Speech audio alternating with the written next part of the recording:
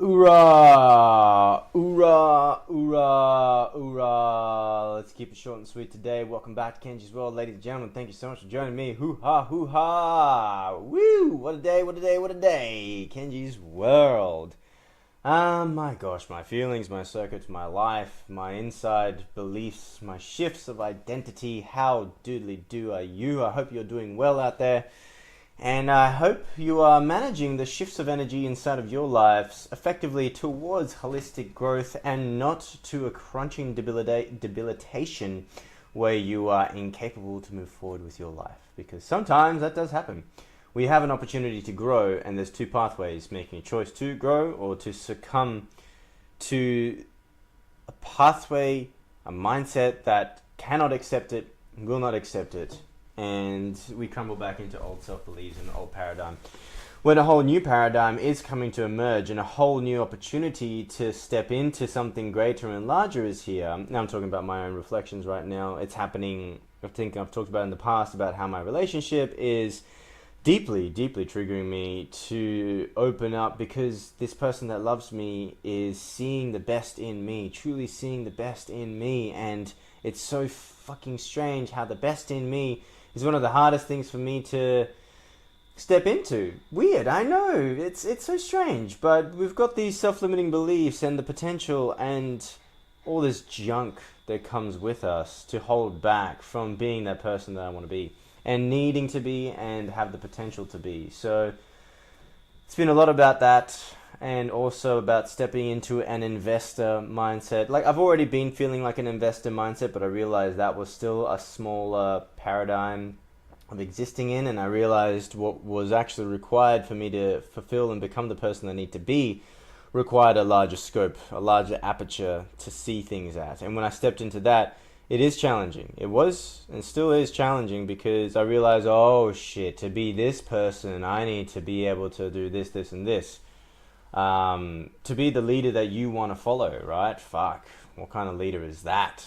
You know, that's the greatest question I gotta ask myself. If I'm gonna be the leader that I would follow, holy shit, what kind of man is that? And when you paint a picture that way, it makes me think, fuck, either I got super high expectations of somebody, or I become that person wholeheartedly. And what is it going to take? And how well are you going to... And that's why this battle is a battle between yourself, a battle between a standard that you set versus, is it an unrealistic expectation, or is that standard that you set merely a goal that is of a larger scope of time than you can see currently? Because maybe it's not unrealistic, maybe it's realistic, but over a scope of 10 years. Maybe that's that person that you're working towards. Maybe that's that vision you're painting for yourself.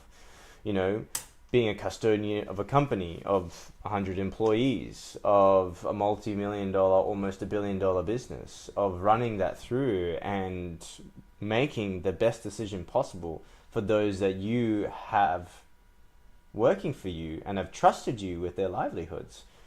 To have a multi-billion dollar company that's truly successful in creating wealth and creating an richness, not just in money, but purpose and spiritual alignment. And can a company do that? Shit, I don't know. But can a company do that? Will a company do that? Is Goldbrick Road going to be that company that does that? Time will tell. But if I don't see it, if I don't believe it, it's not going to happen, is it? The logos, the words that we use, the words that we live with day to day, what does that look like? How does that come to be? And how are we stepping into what's flowing through us? How do we limit ourselves by that which we believe and perceive? And how are we allowing ourselves to come to fruition by changing the context, changing the paradigm, allowing other people to see the best in you, and having faith in others? My gosh, it's not just what you think. Have faith in what someone else sees, because sometimes they're going to see something in you that you probably miss. It's so on the surface, it's so on the nose, and it's such a given, maybe in how you conduct yourself, but the way you view yourself is not that. And people are wondering, why in the world are you seeing yourself like that when I think you are more like this person?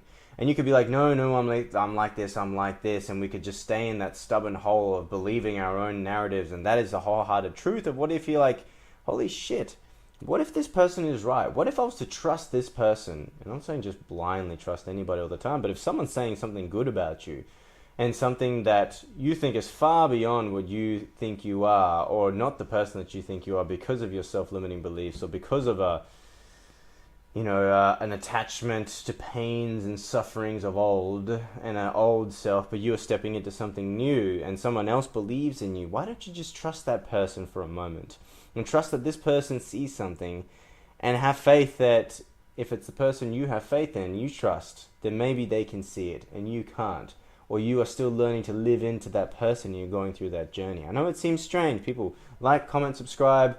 Tell me if I'm wrong, tell me if I'm stupid, but these are the feelings I'm going through. I'm going to keep it simple. I've got to go into a coaching consult now. But this is the life. We're all having to step up. If we don't step up, we're not going to achieve the things that we are setting out to achieve. We're not going to be able to, if we don't step up and step in, we're not going to be able to embody that destiny and that which Spirit and God is calling of us, right? God is calling you to step in to be the great thing. He's calling you to be amazing and wonderful. Do we answer the call? Do we heed to it? Do we listen to it? Do we challenge ourselves to then break through the barriers to become it and be as brash and bold and beautiful and wonderful as the flowers in the sky, the hurricanes, the storms, the sun, the power emitting from that? Can we be as beautiful as all that? I don't know. It's up to you. It's up to me. It's up to us to show it, prove it to ourselves through our actions, our conduct, our livelihood, our mental state of being, that we can. I'm going to leave it there. Kenji's World, you know how it is. One love. You be love. Be love to those around you. Make sure you're giving it to yourself.